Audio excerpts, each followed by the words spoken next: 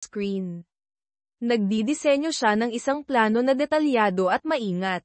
Kinabukasan, sa bahay sa Alabang, gumising si Aling Aiseng na puno ng determinasyon. Nagsuot siya ng isang berdeng barot saya, umupo sa mesa, at kinuha ang kanyang telepono. Tinawagan niya si Aling Cora, ang kaibigan niya na nag-iimbestiga. Cora, binigyan ko siya ng pagkakataon na sabihin ang totoo kahapon, pero matigas pa rin siya. May nahanap ka pa ba? Tumawa si Aling Cora sa kabilang linya. Huwag kang mag-alala, Aiseng. May nakuha na akong mga impormasyon. Ang Elena na yon ay hindi basta-basta. Mayroon siyang mahigit PHP 7 million sa kanyang account, pero ang transaksyon ay nagmumula sa kaina-hinalang pinagmulan. Iniimbestigahan ko na ang bangko. Siguradong may tinatago. Tumango si Aling Aiseng, nagningning ang mga mata. Magaling. Gusto kong malaman kung saan niya kinukuha ang kanyang pera. Kung nagnanakaw siya o gumagawa ng anumang marumi. Sisiguraduhin kong wala na siyang mukhang may haharap pa sa pamilyang ito. Umupo si Ate Luisa sa tapat ni Inay, humihigop ng kanyang kape, at sumingit. Inay, sinabi ko na sa inyo. Ang mga babaeng tulad niya ay hindi pwedeng maging malinis. Siguradong nagnanakaw siya o gumagawa ng anumang masama. Hayaan niyo si Aling Cora na hanapin ang lahat, at pagkatapos ay ilalantad natin siya sa buong Pilipinas. Tumango si Aling Aiseng. Tama ka. Pero una, gusto kong lumuhad siya at humingi ng tawad sa atin. Ang mga gold digger na katulad niya ay kailangang bigyan ng leksyon. Ang kapaligiran sa loob ng bahay ay puno ng panlilibak, ngunit hindi nila alam na bawat hakbang na kanilang ginagawa ay bumabagsak sa isang bitag na tahimik na ginagawa ni Elena. Kasabay nito, nagmamaneho si Elena papunta sa isang maliit na tea shop sa gilid ng Ilog Pasig, kung saan naghihintay na si Trina. Si Trina, isang babaeng nasa 35 na taong gulang, nakasuot ng corporate attire, matalas ang mukha ngunit maamo, ay ibinaba ang kanyang tasa ng tsaa nang makita si Elena na dumating. Andito ka na pala. Nakatanggap ako ng balita na nag-hire ang biyenan mo ng taong mag-iimbestiga sa'yo. Kinakalikot nila ang iyong account. Mukhang pinaghihinalaan ka nilang nagnanakaw. Sinabi ni Trina, nag-aalala ang boses. Umupo si Elena, humigop ng kanyang tsaa, at sumagot. Alam ko. Hayaan mo silang maghanap. Habang mas hinahanap nila, mas malapit sila sa katotohanan gusto kong malaman nila. Kailangan kong ilabas ang katotohanan sa tamang oras. Sumimangot si Trina. Anong balak mong gawin? Sa pagpupulong ng stockholders sa susunod na linggo, balak mo talagang magpakita. Tumango si Elena, malamig ang mga mata. Oo, hindi ko na itatago. Tinatawag nila akong gold digger. Kaya ipapakita ko sa kanila kung sino ang umaasa kanino. Pero kailangan ko ang tulong mo. Nagtanong si Trina. Anong tulong? Ngumisi si Elena. Maghanda ka ng isang pekeng ulat. Gawin mong parang nagkakaproblema ang kumpanya sa pera. Gusto kong ipakita ni Miguel yun sa pagpupulong para isipin ng kanyang pamilya na wala akong kinalaman sa kumpanya. At sa tamang pagkakataon, lilito ako. Nanlaki ang mga mata ni Trina. Baliw ka na ba? Hindi ka ba natatakot na maghinala si Miguel? Umiling si Elena. Hindi maghihinala si Miguel. Lubos siyang nagtitiwala sa akin. Gusto ko na ang pamilya ng kanyang asawa ang hamukay ng sarili nilang hukay. Bamantong hininga si Trina. Sige, gagawin ko. Pero mag-ingat ka, walang atrasan sa larong ito. Tumango si Elena. Alam ko. Pero hindi na ako gustong umurong. Kung pinilit nila akong umabot sa puntong ito, kailangan nilang harapin ang kahihinatnan. Umupo ang dalawang babae sa gilid ng Ilog Pasig. Iwinawas-iwas ng hangin ang buhok ni Elena, pero hindi natitinag ang kanyang mga mata, tulad ng isang mandirigmang handang makipaglaban. Samantala, sa DMCI Homes, nakaupo si Miguel sa meeting room kasama ang kanyang mga katrabaho, naghahanda ng mga dokumento para sa nalalapit na pagpupulong ng stockholders. Katatanggap pa lang niya ng promosyon bilang senior engineer, At ito ang unang pagkakataon na mag-uulat siya ng isang malaking proyekto sa harap ng management. Hindi alam ni Miguel na lahat ng kanyang ginagawa ay nasa kamay ng kanyang asawa. Hawak niya ang isang dokumento, bumubulong, kailangan kong gawin ang aking best. Ayokong madismaya si Elena. Tinapak siya ng kanyang katrabaho sa balikat, tumatawa. Miguel, sobrang swerte mo talaga. Tatanggap mo lang ng promosyon at malaki na ang sweldo mo, tapos mayroon ka pang magandang asawa. Siguradong proud na proud sa'yo ang asawa mo. Ngumiti si Miguel. Oo, siya ang pinakamahalaga sa akin. Sana maintindihan siya ng aking pamilya. Nang hapong iyon, nakatanggap ng tawag si Aling Aiseng mula kay Aling Cora. Nagmamadali ang boses ni Aling Cora. Aiseng, may nahanap ako. May malaking transaksyon sa account ni Elena papunta sa isang kumpanya ng konstruksyon, ang DMCI Homes, kung saan nagtatrabaho si Miguel. Mukhang tumatanggap siya ng pera mula doon, pero hindi malinaw kung bakit. Pinaghihinalaan kung kumukuha siya ng pera sa kumpanya sa pamamagitan ni Miguel. Ibinagsak ni Aling Aiseng ang mesa, galit. Ano? Naglalakas loob siyang kumuha ng pera mula sa kumpanya kung saan nagtatrabaho si Miguel. Sige, iimbestigahan ko ito. Narinig ni Ate Luisa ang usapan at tumawa. Inay, sinabi ko na sa inyo, gold digger talaga siya. Ngayon kumukuha na rin siya ng pera sa kumpanya ni Miguel. Siguradong patay siya ngayon. Agad na tinawagan ni Aling Aiseng si Miguel para umuwi. Nang pumasok si Miguel, puno ng pag-aalala ang kanyang mukha. Inay, bakit niyo ako pinapauwi agad? Anong nangyari? Sinigawan siya ni Aling Aiseng. Sabihin mo sa akin, nagbibigay ka ba ng pera sa DMCI Homes kay Elena? Tumatanggap ba siya ng pera mula sa kumpanya kung saan ka nagtatrabaho? Mayroon akong katibayan. Nagulat si Miguel. Anong sinasabi niyo, inay? Hindi ako nagbibigay ng kahit anong pera. Kumikita si Elena ng sarili niyang pera. Sinabi ko na sa inyo yun. Ipinakita ni Aling Aiseng ang papel na ipinadala ni Aling Cora. Itinuro. Dito, mga transaksyon mula sa DMCI Homes. Sinusunggaling ka pa ba sa akin? Tiningnan ni Miguel ang papel, umiling. Hindi ko alam ang tungkol dito. Pero nagtitiwala ako kay Elena. Siguradong may hindi pagkakaintindihan. Galit na galit si Aling Aiseng. Hindi pagkakaintindihan. Kinukuha niya ang pera sa kumpanya kung saan ka nagtatrabaho, tapos hindi mo alam. Sobrang bobo mo naman. Tatawagan ko ang management ng kumpanya at ipapaimbestigahan ko sila. Kung totoo nga na kumukuha siya ng pera, ipakukulong ko siya. Sinubukang pigilan ni Miguel ang kanyang ina. Inay, huwag niyo nang palakihin pa. Tatawagan ko na lang si Elena at tatanungin ko siya. Ngunit pinigilan siya ni Aling Aiseng. Huwag mo na siyang tanungin. Ako na ang bahala. Bukas, pupuntahan ko si Aling Cora para kunin ang lahat ng katibayan, at pagkatapos ay paluluhurin ko siya sa atin para humingi ng tawad. Nang gabing iyon, umuwi si Miguel na parang walang buhay. Umupo siya sa tabi ni Elena, nanginginig ang boses.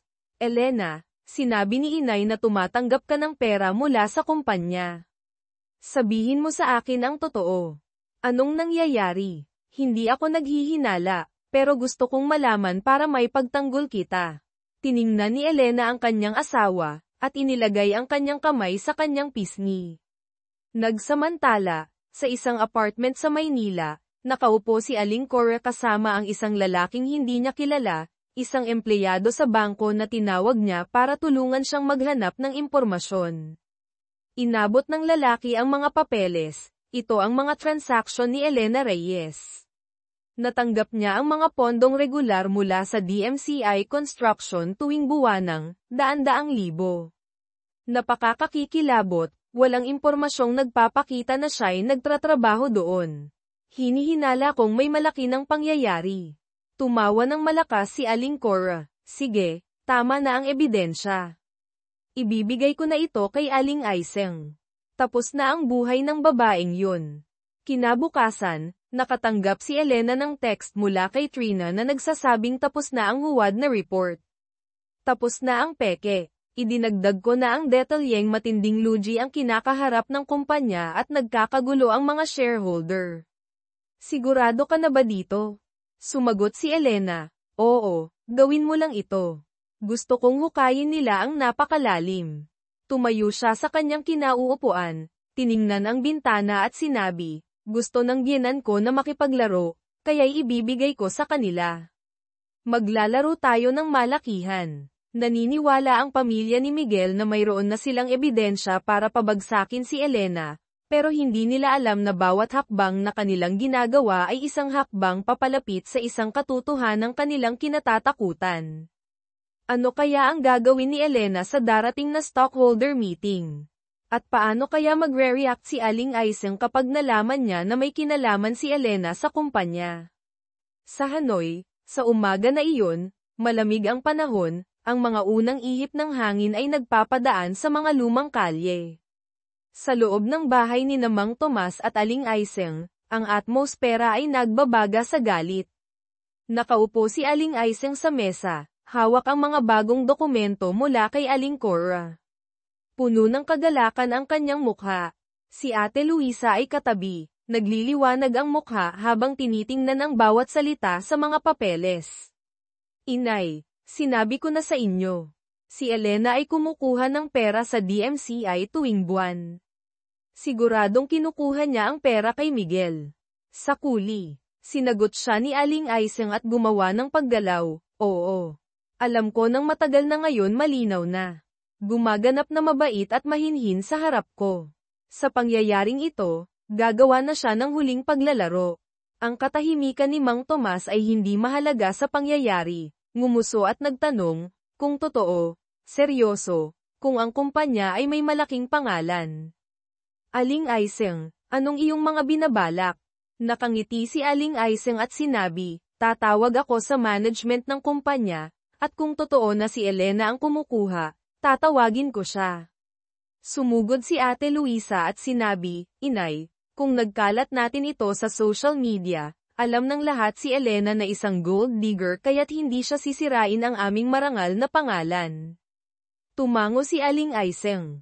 Tama ka. Pero una, gusto kong umupo siya at mag-sorry sa amin. Sinabi ni Mang Tomas na makisali sa kanila nang umiral na ang pananalig ang nakararami. Ang huling hakbang sa ilalim nito ay isang mapanganib na pangyayari para sa sino man na umikot sa daanan. Sa lahat na ito, ang mga ina ay nagsasaya na, ngunit hindi nila alam na mas nakakapalapit sila sa katotohanan, na hindi lang nila mapanganib ngunit baka mamatay. Samantala, sa kondo ni Elena at Miguel, nakaupo si Elena. Sa harap ng kanyang laptop, tinitingnan niya ang email mula kay Trina. Malinaw na nakasulat, handa na ang peking report. Malaking lugi raw ang kumpanya, 50 na milyong piso. Nagpapanik na ang mga shareholders. Sinend ko na kay Miguel ang official document para sa meeting bukas. Sigurado ka na ba dito, Elena? Nagreply si Elena, oo, ituloy mo lang ang plano. Gusto kong mas lalo silang magbaon sa kanilang sarili. Isinara niya ang laptop at tumayo para magtimpla ng tsaa. Bahagya siyang nalungkot, ayaw niyang lokohin si Miguel. Pero alam niyang ito lang ang paraan para ilantad ang katangahan ng pamilya niya. Pumasok si Miguel mula sa kwarto, hawak ang kopya ng report na sinend ni Trina. Umupo siya sa sofa at binasa ang bawat pahina. Namumutla ang kanyang mukha. Elena, tatanggap ko lang ng report para sa shareholders meeting bukas. Malaking lugi raw ang kumpanya at gustong mag-withdraw ng investment ang mga shareholders. Hindi ko maintindihan, bakit ganito? Natatakot akong baka may ginawa akong mali. Umupo si Elena sa tabi niya at hinawakan ang kamay niya. Huwag kang mag-alala. Hindi sigurado kung tama ang report. Bukas, mag-present ka lang ng normal at magiging okay ang lahat. Tumingin si Miguel sa kanya, may tiwala sa kanyang mga mata. Sinabi mo yan. Kung ganoon, maniniwala ako. Pero natatakot pa rin ako. Paano kung mag-bankrupt ang kumpanya? Hindi ko alam ang gagawin ko. Ngumiti si Elena. Hindi magbabankrupt ang kumpanya, magtiwala ka lang. Tumango si Miguel pero nag-aalala pa rin. Hindi niya alam na ang peking report na ito ay bahagi ng plano ni Elena. Isang pagpapanggap para isipin ng pamilya niya na wala siyang kinalaman sa kumpanya bago siya magpakita ng kanyang huling baraha. Tumayo si Elena at pumunta sa balcony, tinitingnan ang syudad. Bulong niya, isang araw na lang, Biyenan. Gusto mong malaman ang totoo. Ibibigay ko sa iyo, pero hindi sa paraang inaasahan mo. Tanghali, tumawag si Aling Aiseng kay Miguel. Miguel, umuwi ka ngayon din. May ebidensya ako na kumukuha ng pera sa kumpanya si Elena. Kailangan niyang harapin ako. Kung hindi, ipapaaresto ko siya. Nag-aalinlangan si Miguel. Nanay, hindi ako naniniwalang gagawin ni Elena yon. Pwede ko ba siyang tanungin? Sumigaw si Aling Aiseng. Anong tatanungin? Umuwi ka na. Ako na ang bahala. Inilapag ni Miguel ang telepono at bumaling kay Elena na nakatayo malapit sa kanya. Elena, pinapauwi ako ni nanay. Sabi niya, kumukuha raw ng pera sa kumpanya. Sabihin mo ang totoo. Ayaw kong lumaki ang gulo. Tiningnan siya ni Elena. Kalmado ang kanyang boses. Umuwi ka. Kung anong gustong gawin ng nanay mo, hayaan mo lang. Hindi ako natatakot at wala akong ginagawang mali. Umalis si Miguel na nag-aalala at umupo si Elena sa sofa at binuksan ang telepono para tawagan si Trina. Umuwi na si Miguel sa nanay niya, maglalabas na raw ng ebidensya si Aling Aiseng na kumukuha ako ng pera sa kumpanya. Anong gagawin mo? Tumawa si Trina. Ayos yun. Hayaan mo lang siyang maglabas ng kahit ano. Mas lalo siyang mababaon. Bukas, sa meeting, mas magugulat sila. Basta mag-ingat ka, baka maghinala si Miguel. Sagot ni Elena. Hindi maghihinala si Miguel. Mas nagtitiwala siya sa akin. Gusto kong malaman ng pamilya niya ang katotohanan sa paraang hindi nila inaasahan. Kung ganun, sagot ni Elena, hindi maghihinala si Miguel. Mas naniniwala siya sa akin kaysa sa sarili niyang ina. Basta bukas, magawa natin ang plano, pagsisisihan nila ang lahat. Nang hapong iyon, sa ancestral house, pumasok si Miguel na may problemadong mukha. Naghihintay na si Aling Aiseng, hawak ang mga papeles at sinermonan siya pagkaupo pa lang, tingnan mo ito. Kumukuha ng pera sa kumpanya si Elena. 200,000 bawat buwan. Kinakampihan mo pa ba siya? Binasa ni Miguel ang mga dokumento at umiling. Nanay, hindi ako naniniwalang ginagawa ni Elena yun. Sabi niya, pinaghirapan niya ang perang yun. Tumawa si Ate Luisa. Pinaghirapan. Sinungaling. Lugi na ang kumpanya mo, siguro kinukuha niya ang pera bago bumagsak at sinisisi ang iba. Nagulat si Miguel. Lugi ang kumpanya. Paano mo nalaman yun? Ngumisi si Ate Luisa. Inimbestigahan ni Aling Cora. Malapit nang mag-bankrupt ang kumpanya mo at siguradong may kinalaman si Elena dun. Tumayo si Miguel. Hindi maaari. Tatanggap ko lang ng report kanina at totoo ngang lugi ang kumpanya pero paano mo nalaman ng mas maaga? Sumingit si Aling Aiseng. Dahil mas magaling si Aling Cora sa iyo. Tumawag ako sa kakilala ko sa kumpanya at kinumpirmang malala na ang sitwasyon. Kinukuha ni Elena ang pera doon. Ang tanga mo para hindi mo makita. Umiling si Miguel. Nanay, hindi ako naniniwalang may kinalaman si Elena. Tatanungin ko muna siya. Ibinagsak ni Aling Aiseng ang kamay niya sa mesa. Anong tatanungin? Ipapaaresto ko siya mamayang gabi. At ikaw, simula bukas, umuwi ka na rito at huwag ka nang tumira sa piling niya. Sumigaw si Miguel. Nanay, sobra na. Asawa ko si Elena, hindi ko siya iiwan. Nagsalita si Mang Tomas. Miguel, makinig ka sa nanay mo. Kung nagnanakaw ng pera ang babaeng yun, madadami ka. Umuwi ka rito at kami na ang bahala. Hinigpitan ni Miguel ang kanyang kamao. Hindi ako uuwi. Naniniwala ako kay Elena at papatunayan kong walang sala siya. Tumalikod siya at umalis. Nagiiwan kay Aling Aiseng na galit na galit. Sumigaw si Aling Aiseng. Kung yan ang gusto mo, huwag ka nang babalik dito. Ipapakita ko sa buong mundo na ang asawa mo ay isang gold digger. Nang gabing iyon, umuwi si Miguel at niyakap si Elena pagkapasok pa lang sa pinto.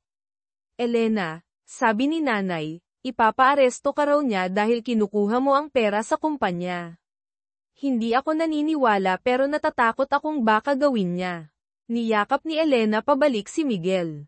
Hayaan mo lang siyang gawin kung anong gusto niya. Bukas, sa meeting, malalaman ang lahat. Wala akong ginagawang mali at papatunayan ko yan sa buong pamilya mo. Tumango si Miguel, nagmamata ang kanyang mga mata. Naniniwala ako sa iyo pero ayaw kitang mawala. Ngumiti si Elena. Hindi mo ako mawawala. Ang pamilya mo lang ang maaaring mawalan ng isang bagay bukas. Hating gabi, tumawag si Aling Aiseng kay Aling Cora. Handa na ba ang lahat ng ebidensya? Bukas, ipapakalat ko na sa internet at ipapaaresto ko na siya. Gusto kong tapusin na ang buhay ng babaeng yun. Sumagot si Aling Cora.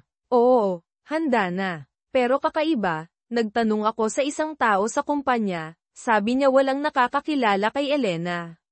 Siguro gumagamit siya ng ibang pangalan para makakuha ng pera. Tumawa si Aling Aiseng. Mas maganda. Kung mas malabo, mas madaling makapatay. Bukas na ang huling araw niya. Kinabukasan, gumising si Elena ng maaga at nagsuot ng itim na business suit.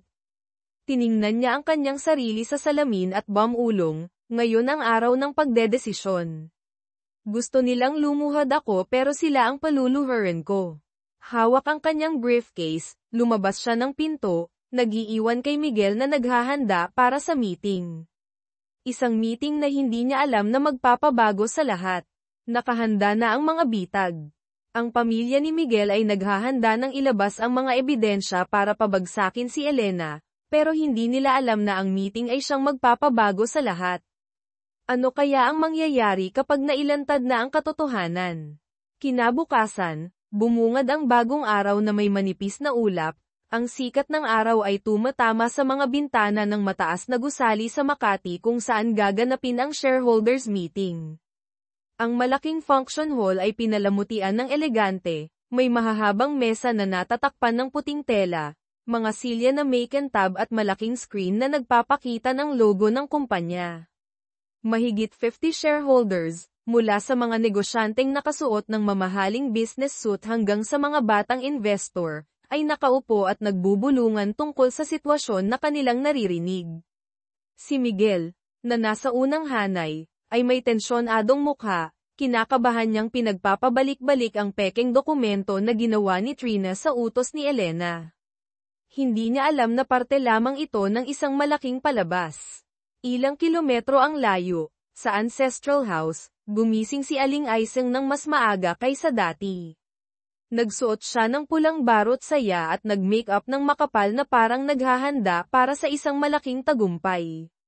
Si Ate Luisa ay nakaupo sa kanyang tabi, nag-scroll sa telepono at nakangising sabi, "Nay, tatanggap ko lang ng text mula kay Aling Cora, sinabi niya na sinend niya na ang lahat ng ebidensya.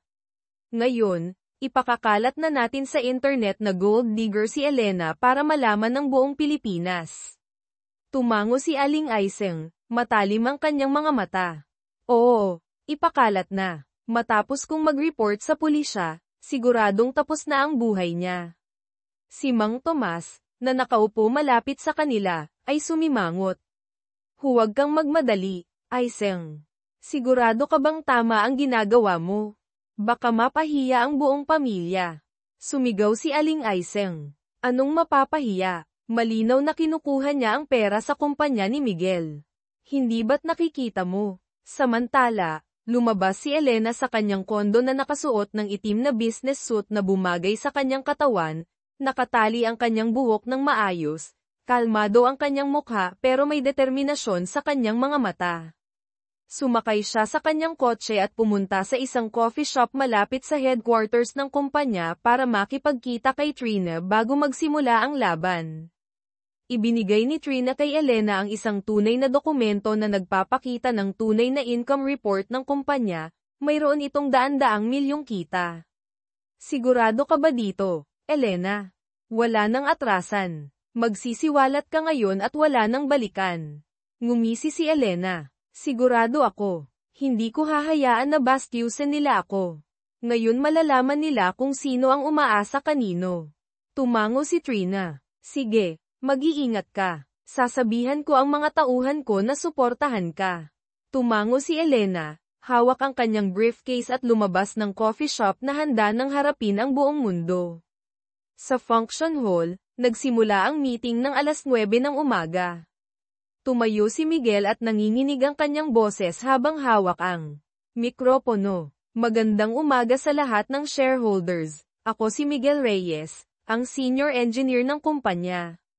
Ngayon, ipapakita ko ang quarterly financial report.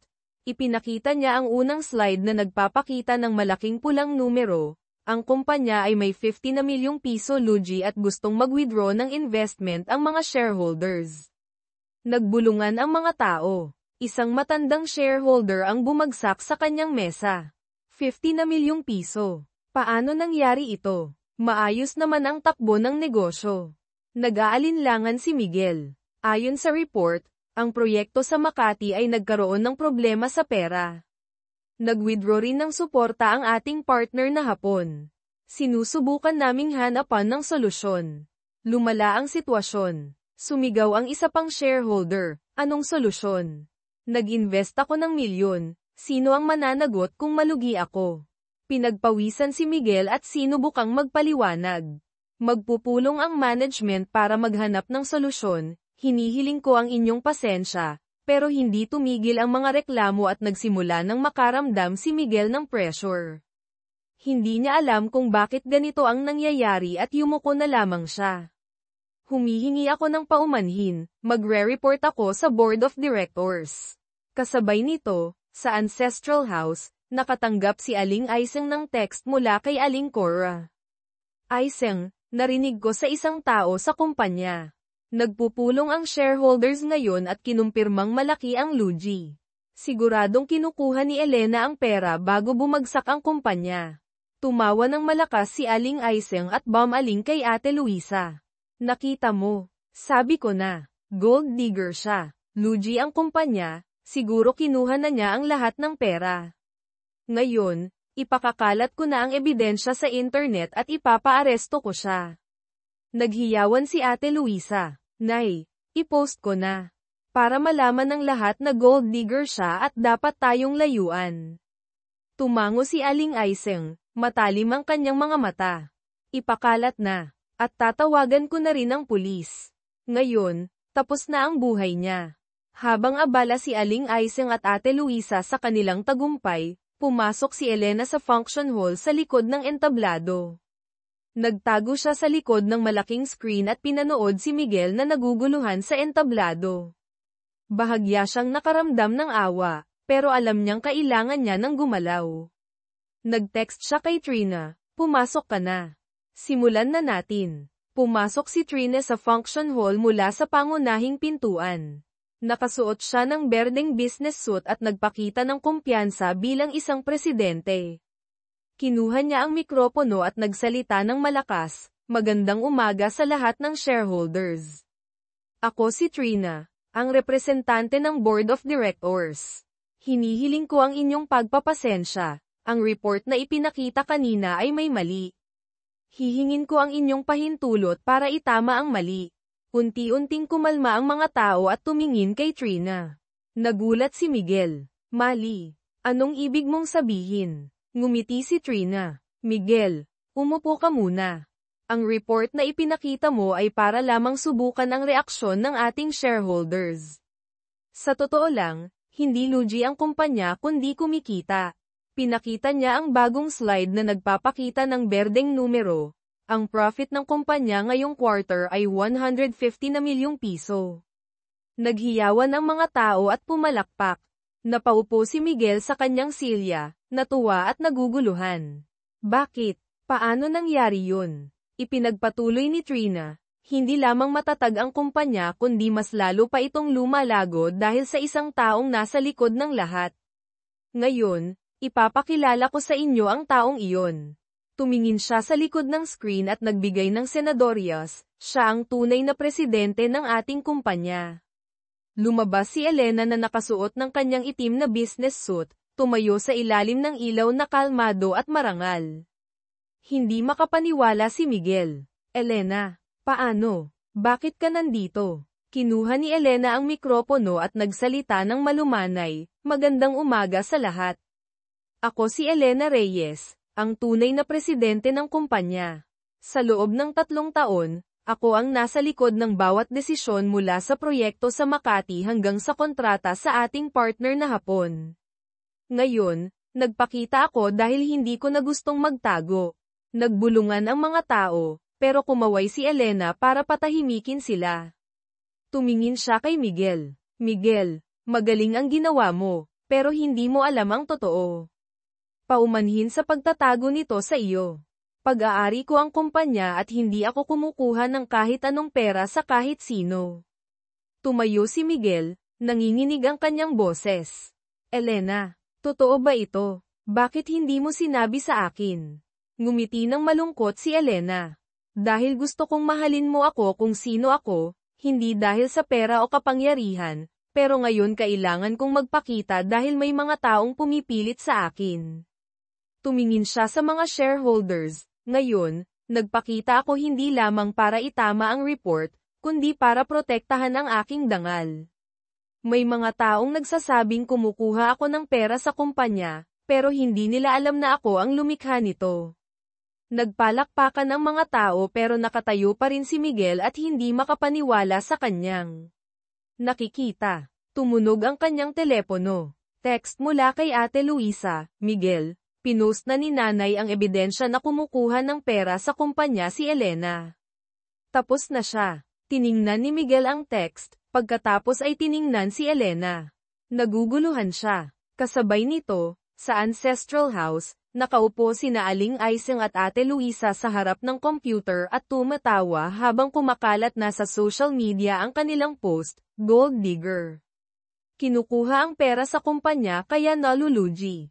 Pero pagkatapos ng 10 minuto, tumunog ang telepono ni Aling Aiseng. Tumatawag si Aling Cora, nagpapanik. Aiseng, may problema. Sa shareholders meeting kanina, sinabi ni Elena na siya ang tunay na presidente. Hindi siya kumukuha ng pera. Siya ang may-ari. Nanlaki ang mga mata ni Aling Aiseng. Ano? Presidente? Hindi maaari. Sumigaw si Aling Cora. Totoo. Kumakalat na ang balita. Niloko ka niya. Binitawan ni Aling Aiseng ang kanyang telepono, nanginginig ang kanyang kamay. Tiningnan siya ni Ate Luisa, naguguluhan. Nay, anong nangyari? Napaupo si Aling Aiseng sa kanyang silya at bumulong, tapos na. Siya ang may-ari ng kumpanya. Nagkamali ako. Ang meeting kanina ay isang malaking pagbabago. Nailantad si Elena, pero paano kaya magre-react ang kanyang pamilya ng asawa? At anong gagawin ni Elena para magsisi sila sa kanilang ginawa? Sa function hall, naririnig pa rin ang palakpakan matapos magsalita si Elena. Nakatayo siya sa entablado, sinisikat ng ilaw ang kanyang mukha, kalmado pero may kapangyarihan na para bang isang general na nanalo sa isang laban. Nakaupo si Miguel sa unang hanay, hawak ang peking report, tinitingnan si Elena na may halo-halong paghanga, pagmamalaki at sakit. Pumunta siya sa entablado at nanginginig ang kanyang boses. Elena, bakit mo itinago sa akin? Hindi ko alam ang kahit ano. Hinawakan ni Elena ang kanyang kamay at ngumiti. Miguel, paumanhin. Ayaw kong maging hadlang ka sa akin at sa pamilya mo, pero ngayon alam mo na ang totoo. Huwag kang mag-alala. Sumingit si Trina. Miguel, ginawa ito ni Elena para protektahan ka. Hindi lamang niya sinagip ang kumpanya mula sa pagkalugi 3 taon na ang nakalipas, kundi mas lalo niya itong pinalago. Dapat kang maging proud sa asawa mo. Tumango si Miguel at niyakap si Elena sa harap ng mga shareholders. Bumulong siya, proud ako, pero kailangan ko pa ng panahon para maintindihan ang lahat. Tumango si Elena, may lungkot sa kanyang mga mata. Naiintindihan ko, huwag kang magmadali. Hindi kita pipilitin. Muling pumalakpak ang mga tao, pero sa puso ni Elena, alam niyang hindi pa tapos ang laban. Naghihintay pa rin sa kanya ang kanyang tunay na laban sa Ancestral House. Kasabay nito, sa Ancestral House, ramdam ang resulta ng pagguho ng isang bomba. Nakaupo si Aling Aiseng sa kanyang silya, nanginginig ang kanyang kamay at hawak ang kanyang telepono na nahulog sa sahig. Namumutla ang kanyang mukha. Si Ate Luisa ay nag-scroll sa social media. Nay, anong nangyayari? Sinasabi ng lahat na si Elena ang may-ari ng kumpanya at sinisiraan nila tayo. Nagulat si Aling Aiseng. Paano? Nagkamali ako. Sumangga si Ate Luisa. Iniloko tayo ni Aling Cora. Ngayon, kinamumuhian tayo ng lahat. Tumayo si Mang Tomas at nagsalita ng malumanay. Aiseng, sinabi ko na sa iyo. Dapat kang mag-ingat. Pero ngayon, sinisiraan na tayo. Anong gagawin mo? Anong gagawin ko? Sigaw ni Aling Aiseng. Akala ko gold digger siya. Paano nangyaring siya ang may-ari ng kumpanya ni Miguel? Bakit niya itinago ito? Sumingit si Ate Luisa. Nay, hindi na ito ang oras para mag-away. Pinagtatawanan na tayo ng mga tao. Dahil inaakusahan natin ang manugang natin. Kailangan nating gumawa ng paraan. Higpitan ni Aling Aiseng ang kanyang kamao at tawagan si Miguel. Miguel, bumalik ka rito ngayon din. Kailangan kong malaman ang katotohanan. Hindi sinagot ni Miguel ang telepono. Kasama niya si Elena na nagmamaneho pabalik sa kondo, magkahawak kamay. Elena, hindi ako galit, pero kailangan kong malaman kung bakit hindi mo sinabi sa akin ang totoo. Asawa mo ako. Tumingin si Elena sa labas ng bintana. Miguel, gusto kong mahalin mo ako dahil sa kung sino ako, hindi dahil sa pera o kapangyarihan. Natakot akong baka magbago ang tingin mo sa akin. Pero ngayon, wala na akong choice, dahil pinilit nila ako. Tumango si Miguel. Naiintindihan ko. Pero ang nanay ko, pinakalat niya ang mga kasinungalingan tungkol sa iyo sa internet. Siguradong galit na galit siya ngayon. Ngumiti si Elena. Tama lang na magalit siya. Siya ang naghukay ng sarili niyang hukay, hayaan mo siya. Gusto nilang lumuhad ako at humingi ng tawad. Ngayon, sila ang paluluhurin ko. Nag-alala si Miguel. Elena, anong gagawin mo? Huwag kang gagawa ng kahit anong ikapapahamak ng pamilya ko. Tumingin si Elena sa kanya at may determinasyon sa kanyang mga mata. Miguel, hindi ko sisirain ang pamilya mo. Pero hindi ko rin hahayaan na bastyusin nila ako. Bukas, makikita mo ang lahat. Sa ancestral house, tumawag si Aling Aiseng kay Aling Cora. Anong ginawa mo? Sabi mo gold digger. Si Elena. Ngayon, lumalabas na siya ang may-ari ng kumpanya. Niloko mo ako. Natakot si Aling Cora. Aiseng, patawarin mo ako. Hindi ko alam. Sabi lang ng mga tauhan ko sa bangko, may natatanggap siyang pera mula sa kumpanya.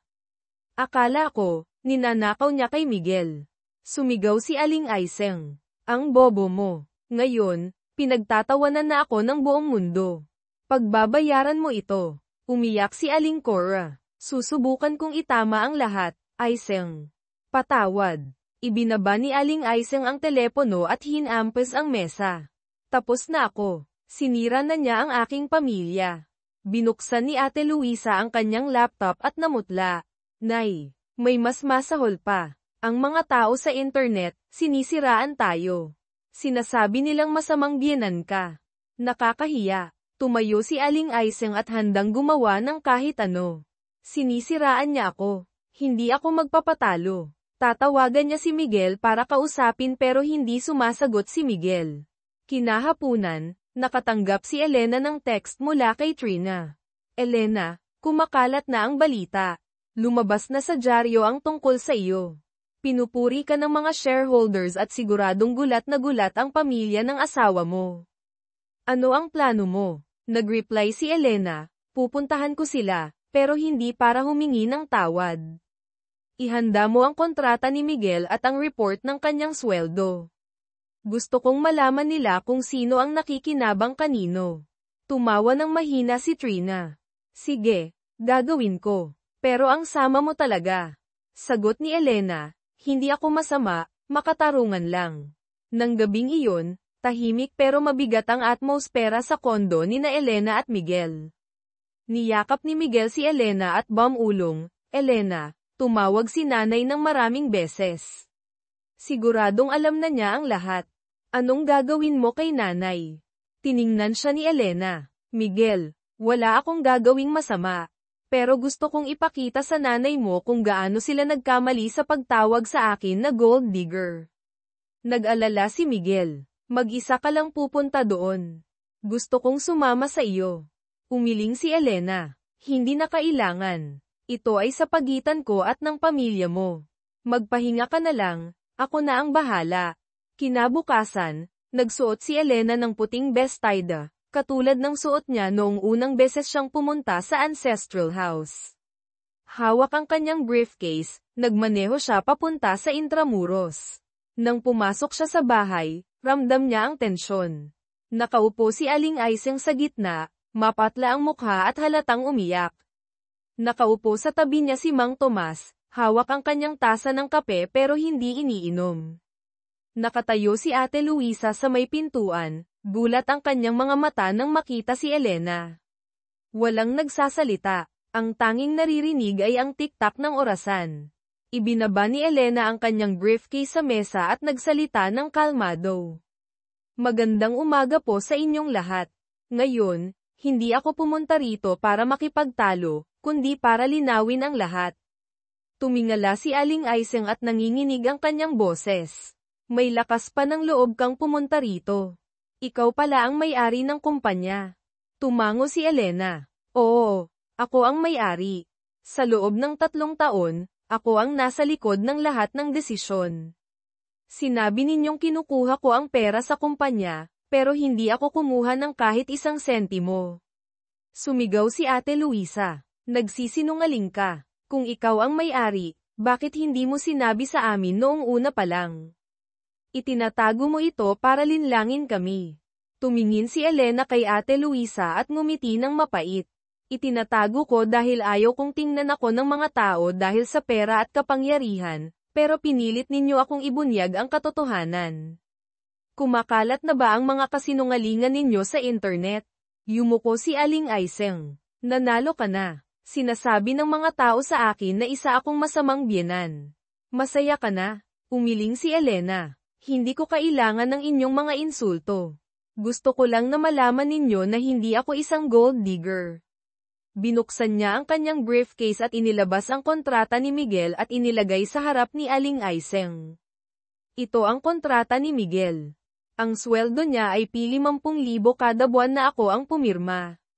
Ipinagmamalaki ninyo ang kanyang promotion, pero hindi ninyo alam na ako ang nasa likod ng lahat.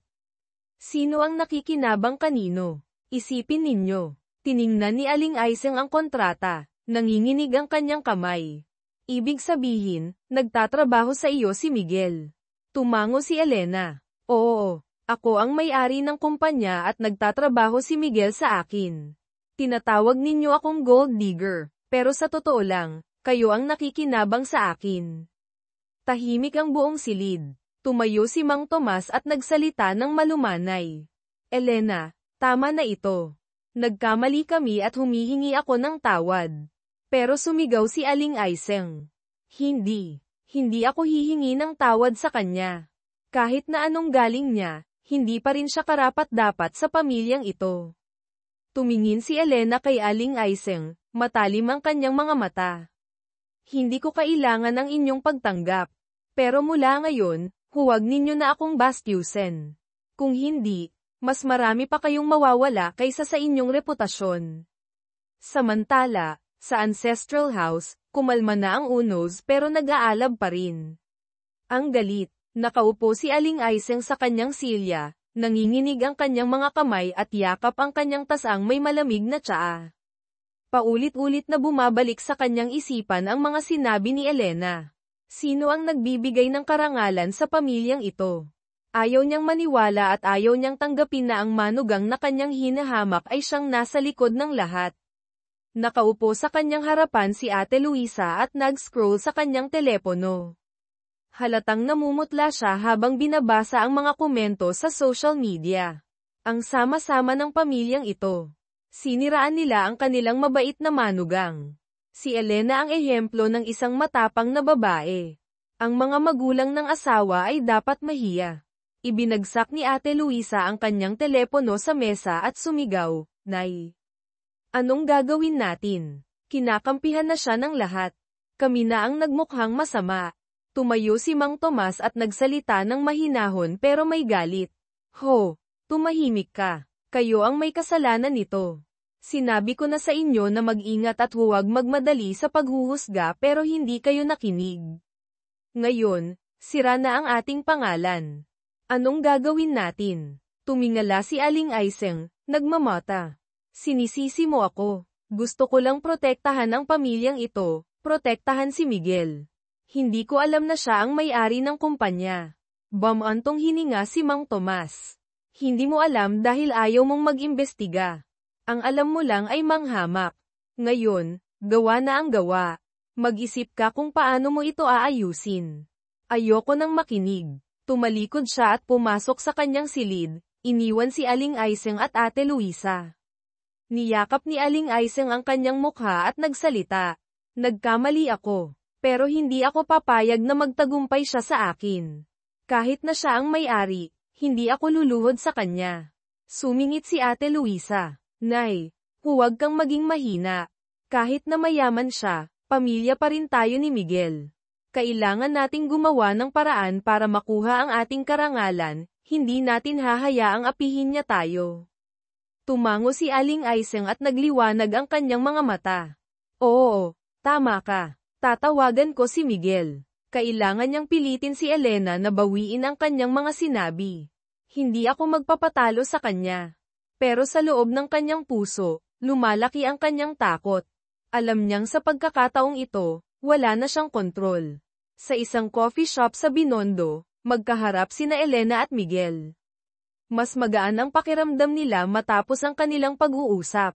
Hinawakan ni Miguel ang kamay ni Elena at bumulong, "Elena, hindi ako galit na itinago mo sa akin ang tungkol sa kumpanya, pero nag-aalala ako para kay nanay.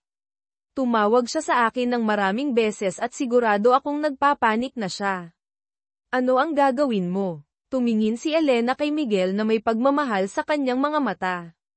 "Miguel, wala na akong gagawin. Malinaw kong sinabi ang lahat sa nanay mo at ngayon ay nasa kanya na kung tatanggapin niya ang katotohanan o patuloy niya akong lalabanan. Pero hindi ko hahayaan na bastyusan niya ako." Tumango si Miguel. "Naiintindihan ko, at kakausapin ko si nanay at hihilingin kong tumigil na siya dahil ayaw kong masira ang ating pamilya." Mahigpit niyang hinawakan ang kamay ni Elena at sinabing, "Salamat, Elena, pero hindi ko kailangan na pilitin mong humingi ng tawad si nanay dahil ang gusto ko lang ay maunawaan niya na hindi ako gold digger tulad ng kanyang iniisip, at kung hindi niya ako mauunawaan, ayos lang dahil hindi ko kailangan ang kanyang pagtanggap." Niyakap ni Miguel si Elena at bumulong, "Sisikapin ko kahit na anong mangyari dahil palagi akong papanig sa iyo." At tumango si Elena at sumandal sa balikat ni Miguel, bahagyang nakakaramdam ng ginhawa. Wala siyang balak sirain ang pamilya ni Miguel, pero hindi niya pahihintulutan na patuloy siyang maliitin ng mga ito. Nang gabing iyon, tinawagan ni Miguel si Aling Aiseng at nang magsimula pa lamang siyang magsalita, sinabi niyang nagkausap na sila ni Elena at sinabing hindi niya gustong lumala pa ang sitwasyon. Pinutol na siya ni Aling Aiseng at sinabing, "Tumahimik ka, Miguel. Niloloko ka lang ni Elena, at niloloko niya ang buong pamilya. Hindi mo ba nakikita na mapanganib siya?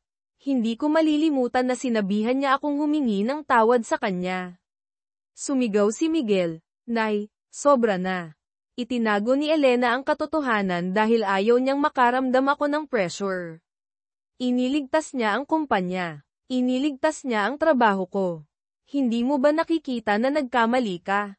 Bakit hindi ka humihingi ng tawad? Nanginginig ang boses ni Aling Aiseng, "Humingi ng tawad. Hinding-hindi ako luluhod sa kanya. Bumalik ka rito sa bahay, Miguel. Kung hindi, huwag mo na akong tatawaging nanay." Ibinaba ni Miguel ang telepono at bumaling kay Elena. "Ayaw makinig ni nanay. Humihingi ako ng paumanhin, Elena, dahil pinagdaraanan mo ang lahat ng ito."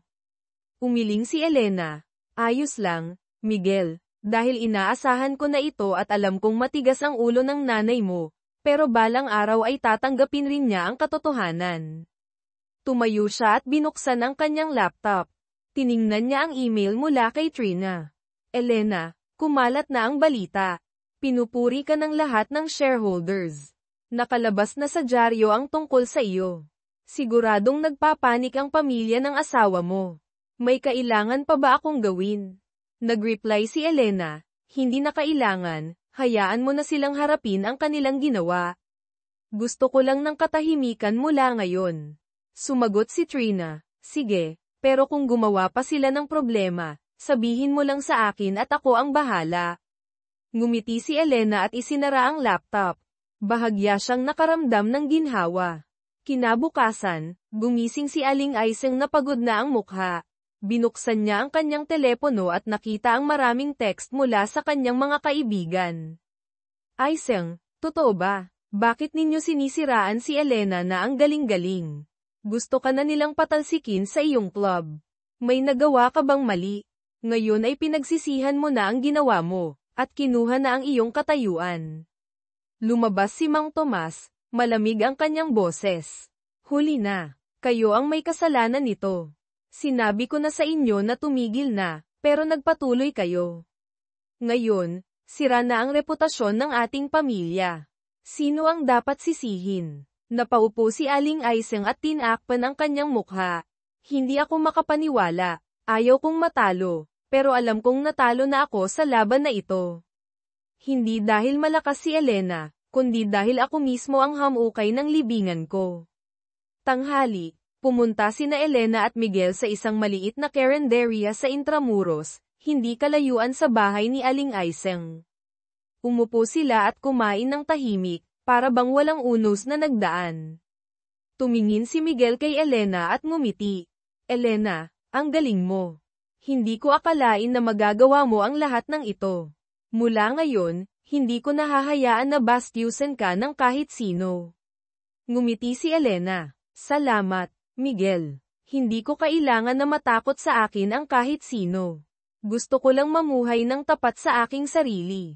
Maaaring hindi ako gusto ng nanay mo, pero wala na akong pakialam.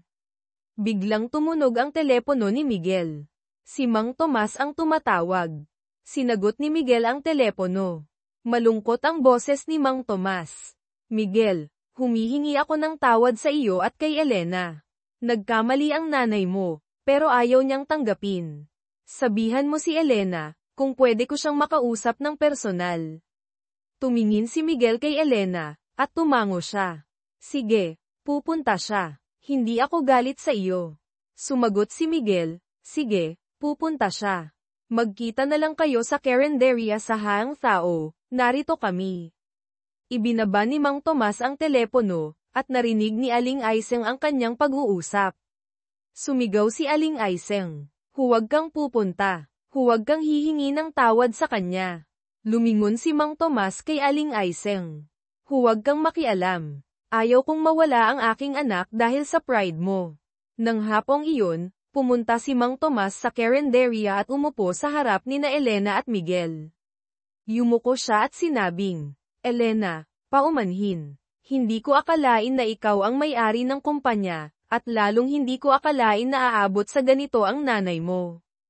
Umaasa ako na mapapatawad mo kami kahit na ayaw humingi ng tawad ang nanay mo, sabi ni Mang Tomas, habang nakayuko. Tumingin si Elena kay Mang Tomas ng mahinahon at sinabi, hindi ako galit sa inyo.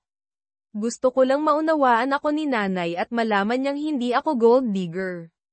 Kung hindi niya ako matanggap, ayos lang, hindi ko siya pipilitin. Tumango si Mang Tomas. Naiintindihan ko. Kakausapin ko ang nanay mo, pero alam kong matigas ang ulo niya. Mabuhay kayo ng maayos. Suportado ko kayo. Thumb sa lungguhit up, thumb sa lungguhit down. Hinawakan ni Miguel ang kamay ni Elena at ngumiti. Salamat, tatay. Mabubuhay kami ng maayos ni Elena, kahit na anong mangyari kay nanay.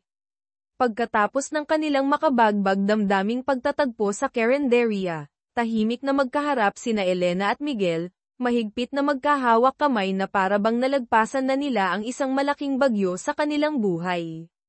Ang mga ilaw sa kalsada ay kumikislap sa labas.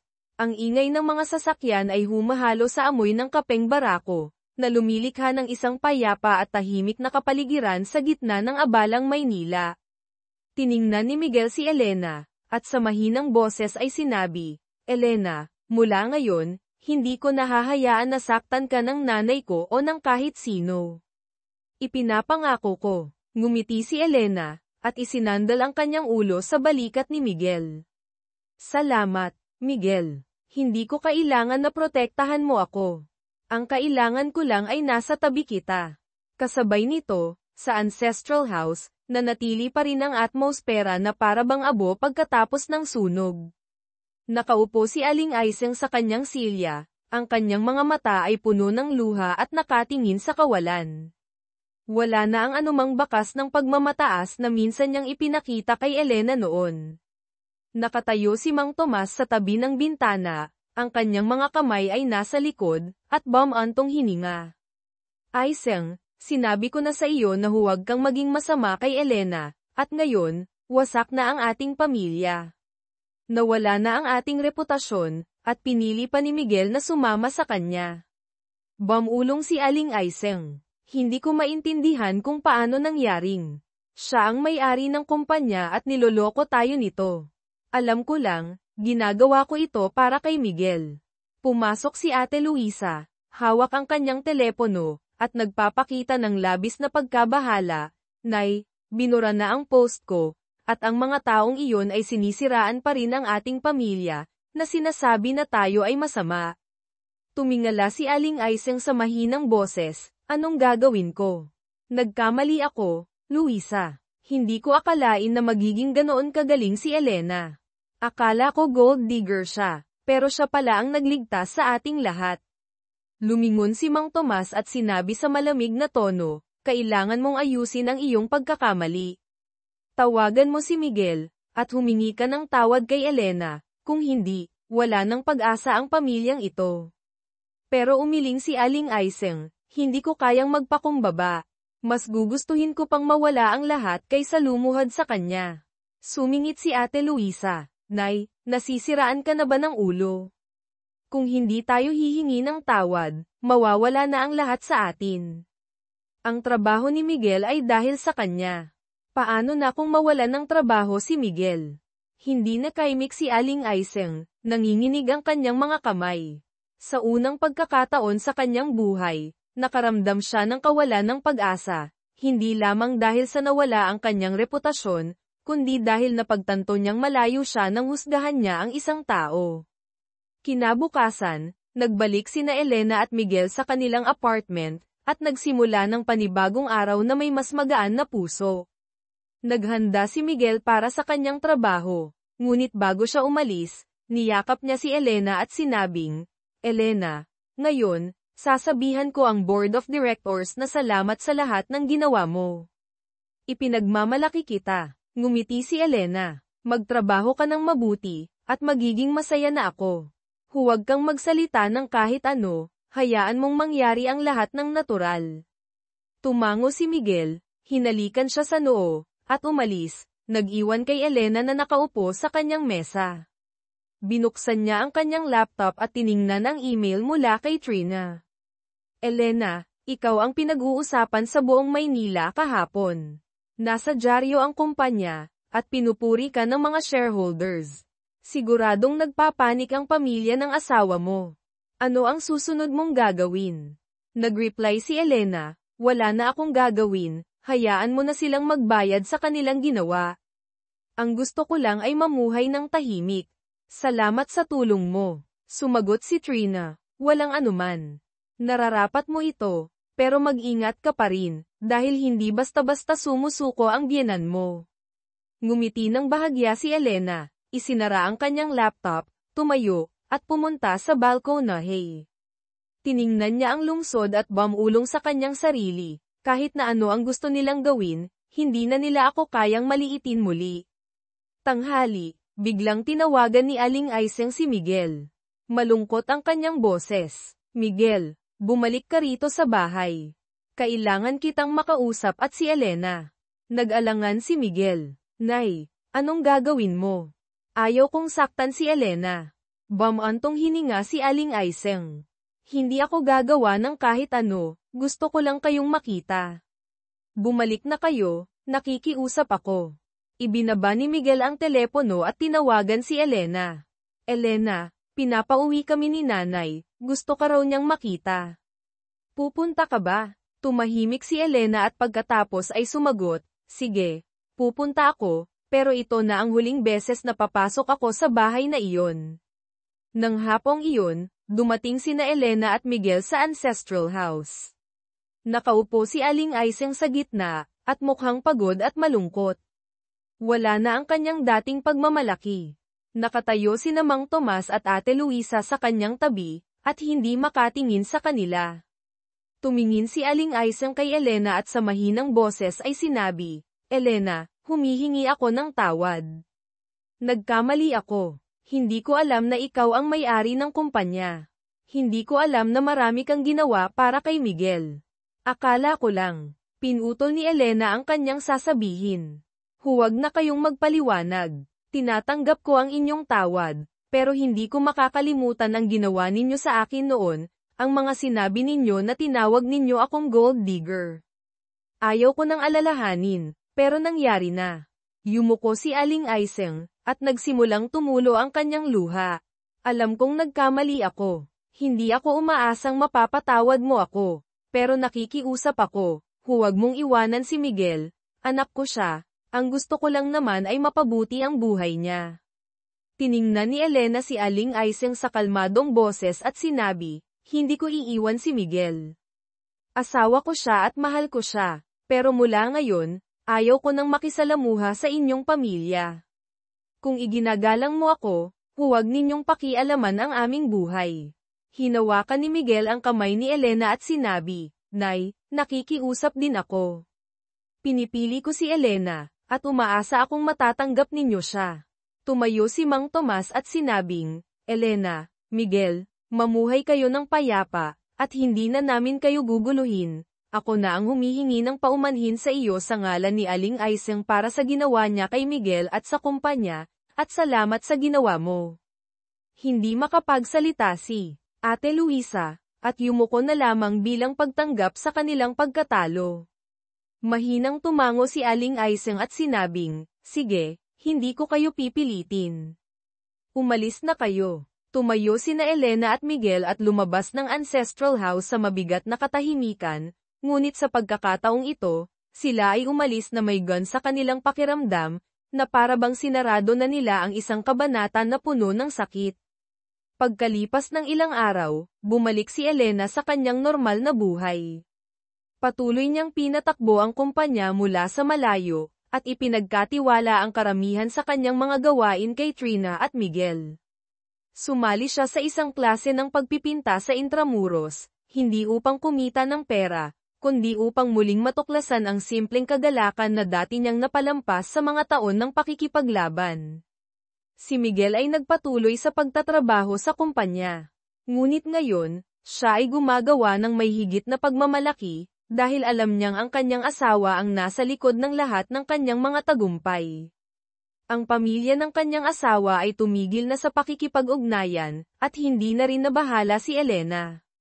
Ang gusto lang niya ay mamuhay para sa kanyang sarili, at para sa taong kanyang minamahal. Isang gabi, nakaupo si Elena sa balkonahe, at pinagmamasdan ang kumikislap na ilog Pasig sa ilalim ng mga ilaw. Lumapit si Miguel mula sa likuran, niyakap siya, at nagtanong, Elena, masaya ka ba? Tumango si Elena. Masaya ako, Miguel. Hindi dahil nanalo ako laban sa nanay mo, kundi dahil natagpuan ko ulit ang aking sarili. Ngumiti si Miguel.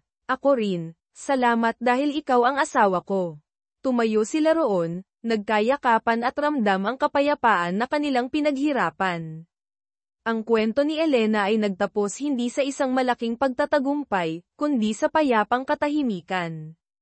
Ang pamilya ng kanyang asawa ay nagbayad hindi sa pera, kundi sa kanilang reputasyon at pagmamataas. Si Aling Aiseng ay namuhay sa mga sumunod na araw ng tahimik at hindi na binanggit ang pangalan ni Elena. Si Ate Luisa ay nawalan ng mga kaibigan, at nahirapan ang kanyang kumpanya dahil sa eskandalo, pero hindi na ito inintindi ni Elena.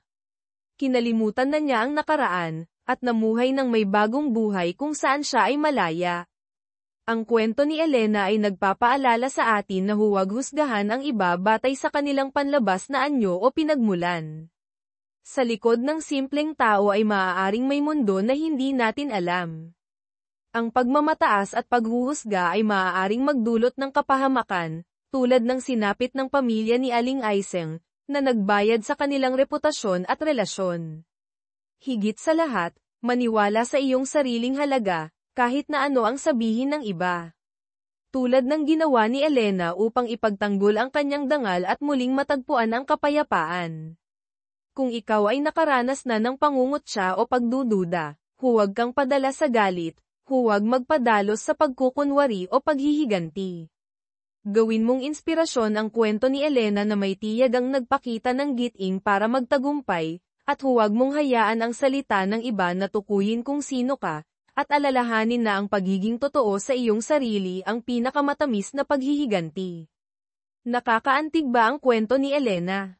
Kung may aral kang natutunan, i-like at mag-subscribe sa aming channel sa iyong palagay. Dapat bang tuluyan ng patawarin ni Elena ang kanyang pamilya ng asawa? O naranasan mo na rin ba ang ganitong sitwasyon? Ibahagi ang iyong saloobin sa comment section. Gusto kong marinig ang inyong opinyon. Huwag kalimutang ibahagi ang videong ito upang maikalat ang mahalagang aral ni Elena, ang babaeng nagpakita ng lakas ng loob na labanan ang paghuhusga ng mundo.